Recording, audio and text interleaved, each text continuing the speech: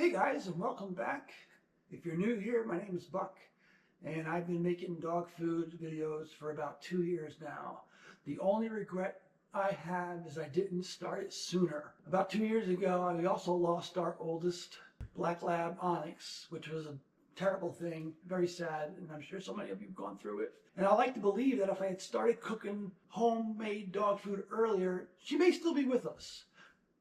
In those 2 years, I've strived to improve my recipe. I did consult a veterinarian, which I always recommend. Anybody looking to start a homemade dog food regimen, consult your veterinarian, as I did. But even after consulting my vet, there was always room for improvement. And listening to the comments and suggestions, I did the research and talked to my vet again. And I'm here today to tell you what I've learned and how I'm doing it different. So let's get started. So like I said, 2 years ago we lost Onyx. Onyx was 10 years old. Wait, almost 12. And she developed cancer.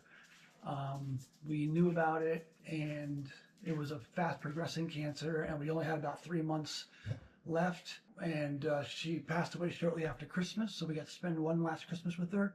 We fed a commercial brand dog food for the entire 11 years, plus Sable, which you've all seen. Sable's now 11, and in the 2 years that she's been on this homemade diet, she's lost a tremendous amount of weight.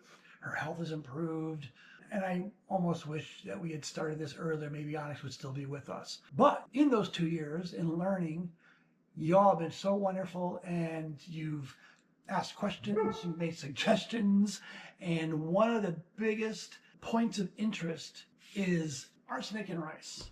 I didn't think much of it. Yes, there is arsenic in rice, but I continue to use it. But after hearing from you guys for so long, I decided to look into it a little bit further, do a little bit more research, and I've decided to rotate rice. White rice, much better than brown rice.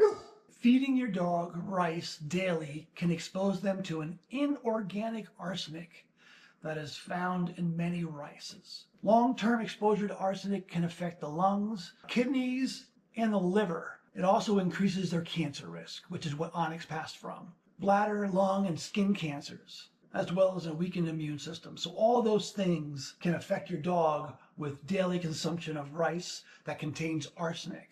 But there are things we can do about it. Now, I'll admit, I was using rice as somewhat of a filler to extend the length the food lasts.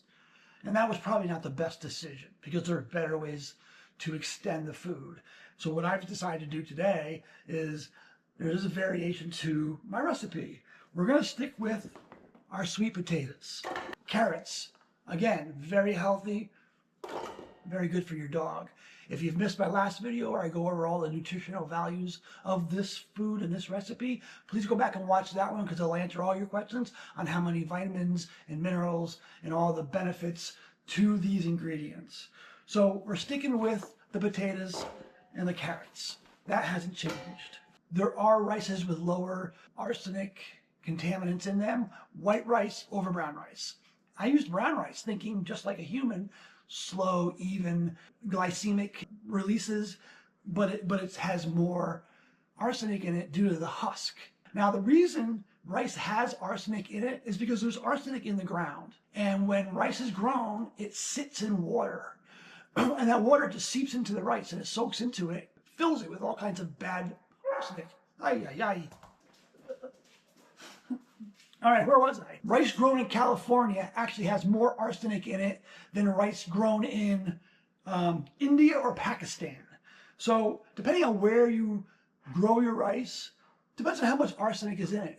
So it's very hard to tell, how much arsenic is in it, but daily consumption is not recommended. If you rinse the rice or boil it to a 6-to-1 ratio, and then drain out the water. So very similar to cooking pasta.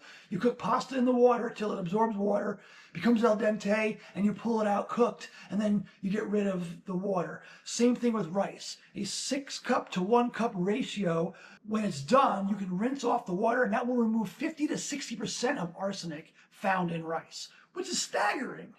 What I'm going to do, and the easiest way to limit the amount of arsenic in their homemade dog food is to rotate the grains, if you're going to use it at all. Like I said, with all the sweet potatoes, you may not even need it at all. I'm using it to kind of as a filler. Oats and quinoa, two very good alternatives to rice. Does not contain any arsenic, adds all the fiber and protein and good for digestion. So very good alternatives. Today I'm going to be using quinoa in this recipe. So here we got about 2 cups of quinoa. In it goes. In addition to water, straight on in there. Spinach hasn't changed. I continue to add spinach, sweet peas, and green beans. Those haven't changed. The only thing that's changed so far, and there's more to come, is I'm using quinoa as opposed to rice. With everything in the pot, we're going to add it to the Instapot.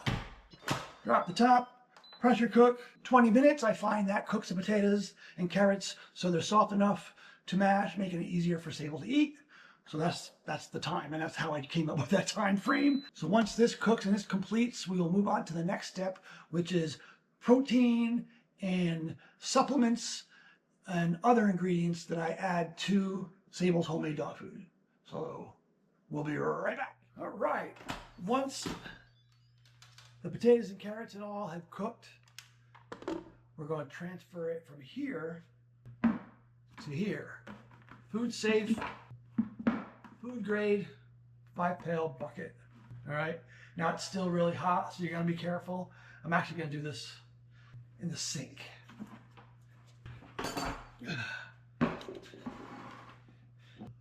Full disclosure, the quinoa kept throwing burn notices on the Instant Pot. So my recommendation is do not cook quinoa in with the rest of the ingredients. Maybe cook it on the stove separately per the instructions on the packaging. It will save you a lot of headaches. But we're all done with this stage, so we're going to move on to the next. Okay, stage 2 is cooking the protein. Now, past videos, I only cooked 2 packages, 3 pounds, 3 pounds, 6 pounds in total.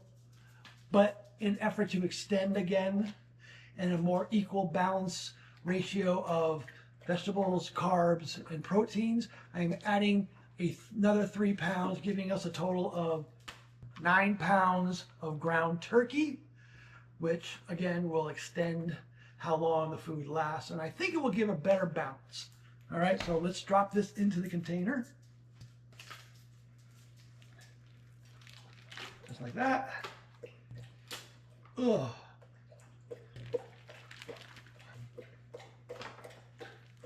We want to add water back into the Instapot. Pressure cook, and I lower it to 10. When this is done, we'll move on to step 3, which is incorporating this with that and a few more ingredients. All right, now that the meat is done, if you've watched my last video, I incorporated the blender. I like to blend up the meat. It just makes it mix better with the rest of the ingredients. So, blender, those big tube pieces, I just kind of break them up, slide them in there, and we just blend.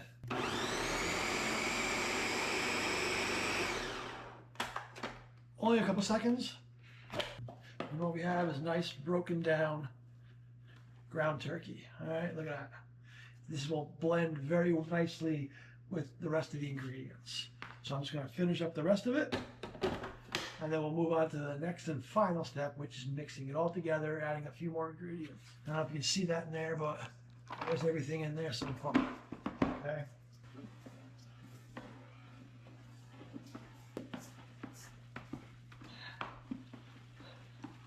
Now it's just a matter of mixing it up, breaking down those potatoes and carrots, and creating a nice soft mixture. All right, so as always, a can of pumpkin puree, not pumpkin pie mix. No additives, pure pumpkin. Bag of blueberries. And something different, just because I had it in the cat pantry, is some chopped cooked clams. Good source of omega-3s, minerals, zinc, protein, just chock full of good nutrients. Not a regular ingredient, but I had it in the pantry, so I'm adding it today for a nice little treat. Eggs. 2 eggs, shell and all. Calcium is in the shell. Healthy fats and protein are in the egg yolk. Drop those in there while it's hot. Sunflower oil, just about 1/4 cup I add. It's good for her coat, her skin, allergens, and such. Another very popular ingredient in this recipe is turmeric. Just a few teaspoons, don't overdo it. And a little black pepper is supposed to activate the turmeric, so I add a little black pepper. You smell what's cooking over here? Huh? You smelling what's cooking? All right, so all that's left to do now is just mix it all together. And what you end up is a consistency that's smooth and a perfect texture for eating. All right, now all that's left really here is to package it up. I use these Tupperware containers. I package these up. I freeze what I'm not using. Each one of these will last about 3 days, and whatever I'm not using for those 3 days, the rest of it goes in the freezer until we need it.